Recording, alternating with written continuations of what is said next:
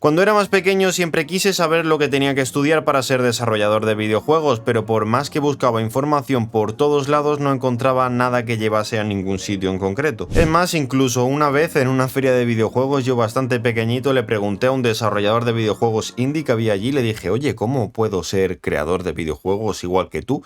Y no supo darme una respuesta. Y eso no es porque él no tuviese ni idea de cómo se consigue, sino porque hay varias maneras de conseguirlo y hay que ver cuál se adapta más a tu situación. A día de hoy soy estudiante de desarrollo de videojuegos casi terminando y me alegra poder decir que sé cuáles son todas las vías para poder lograrlo y que hay que estudiar o no estudiar para conseguirlo, así que es más importante que nunca que te quedes hasta el final del vídeo porque voy a contar las diferentes posibilidades y tienes que entenderlas todas para ver cuál se adapta mejor a tu situación. Dicho esto, dentro vídeo.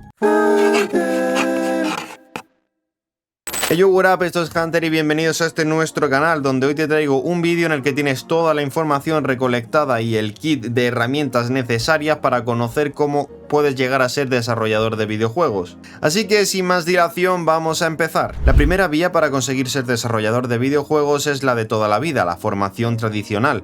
Y es que a día de hoy ya ha avanzado tanto el sector y tiene tanta importancia que sí que existen estudios reglados con los que podemos llegar a ser desarrolladores de videojuegos, pero debemos dividirlo en dos ramas. En primer lugar tenemos la formación pública, es decir, centros educativos que pertenecen al gobierno de tu país y que es bastante más barato o incluso gratuito en la mayoría de los casos. En el caso de España ya hay varias universidades que han implementado un grado universitario en diseño y desarrollo de videojuegos, como puede ser la Universidad Rey Juan Carlos de Madrid o incluso la Complutense. Por otro lado, en España también tenemos el grado superior de animación 3D en entornos interactivos, que creo que está bastante limitado y no hay demasiada oferta pública, pero bueno, también está por ahí, es una opción a considerar. Lo bueno que tiene la formación pública evidentemente es el precio, ya que está bastante más barato que el privado o es incluso gratuito en muchos casos, sobre todo en los ciclos de formación. En universidad pues sí que hay que pagar si no cuentas con beca, pero es bastante más barato que los centros privados, pero tiene algunas desventajas.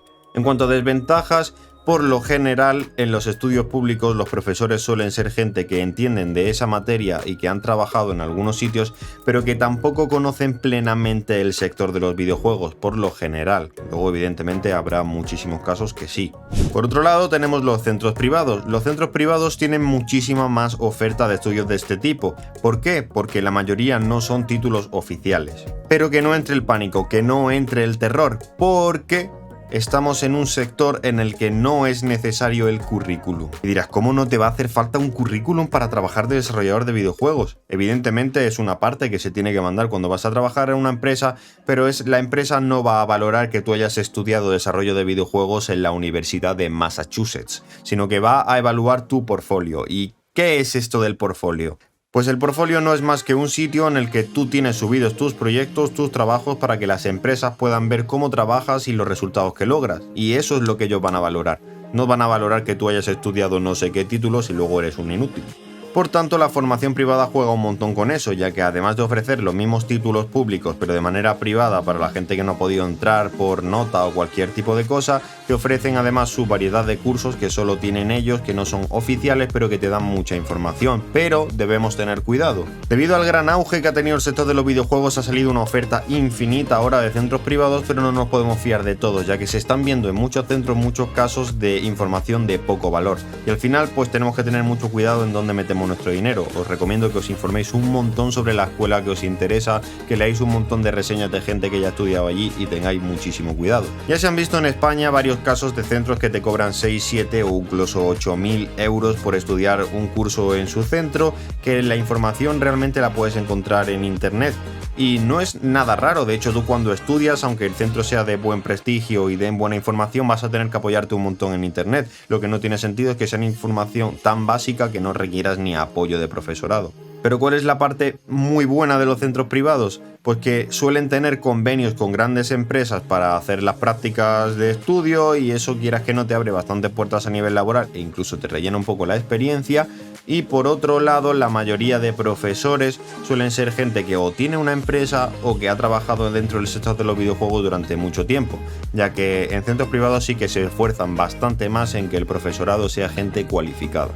Además, una cosa que se hace mucho en los centros privados y que tengo entendido que en los públicos no tanto, es que te insisten un montón en el tema del portfolio, aunque siempre lo tengan muy cuidado, que tengan sus proyectos siempre actualizados, al día y terminados para dar la mejor cara posible y la mejor versión de ti posible a las empresas que puedan contratarte en un futuro. Esto sería todo por la primera vía y vamos a pasar con la segunda vía, la formación autodidacta. Como bien he dicho, hablando de los centros privados, estamos en un sector en el que el currículum importa, pero no es imprescindible y donde el portfolio es el que tiene el máximo peso de trabajo. También te he contado que puedes simplemente con información de internet aprender un montón de cosas, porque sí, chicos, la mayoría de cosas están en internet, por no decir todas, y podemos apoyarnos un montón para aprender ahí. Si eres una persona con disciplina que no requiere tener a una persona al lado, como puede ser un profesor apoyándote y ayudándote todo el rato, y de verdad eres autosuficiente para conseguir estos conocimientos, es una vía completamente válida y que teniendo un buen portfolio va a ser perfectamente válida de la misma manera para conseguir trabajo. También depende mucho de los intereses que tengas, porque hay mucha gente que es autodidacta que al final de lo que termina trabajando es de freelancer. Y esto es principalmente porque trabajando tú solo y aprendiendo tú solo sin tener contacto con otro tipo de gente del mismo sector, es mucho más difícil que tengas acceso a gente profesional dentro del sector. Así que al final trabajas de freelancer. Tú te lo guisas, tú te lo comes, tú ofreces tus servicios y la gente te los compra. Fin del asunto. Es verdad que de esta manera es mucho más complicado llegar alto, pero no es completamente imposible y de hecho es bastante viable.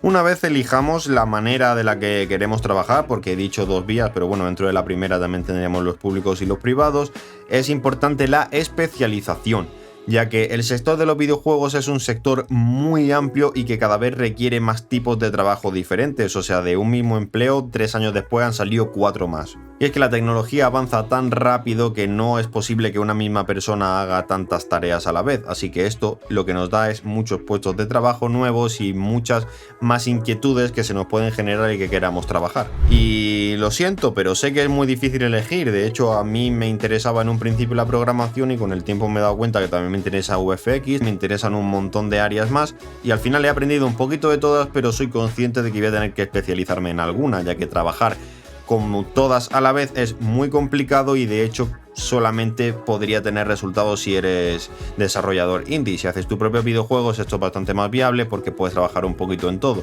pero si quieres trabajar en una empresa profesional de buen tamaño, lo más normal es que estés especializado en algo y te dediques específicamente a algo.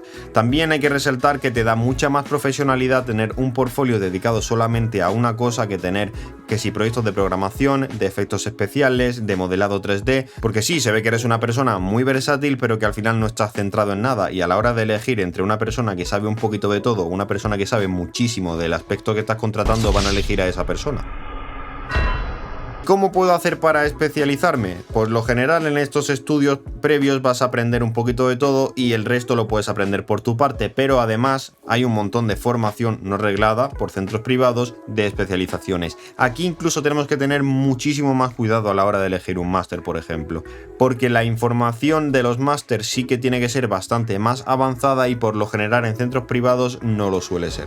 Así que lo dicho, elijáis lo que elijáis, tened mucho cuidado e informaros antes de todo y conoced a gente que haya estudiado ahí si es posible, si no pues mirad un montón de opiniones por internet, que hay un montón de gente opinando que ya ha estado en esos sitios y seguro que os pueden ayudar y recomendar o no recomendar ese sitio.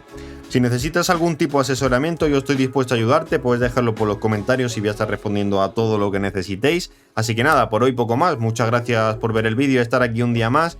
Estoy viendo apoyo últimamente, me gusta bastante la verdad, así que nada, si podéis dejar un like yo os lo agradecería un montón, suscribiros y todo ese tipo de cosas que son gratuitas porque se viene un tipo de contenido que os va a gustar un montón y queda muy poquito para que se vea, así que no te lo pierdas. Nos vemos en la próxima, chao.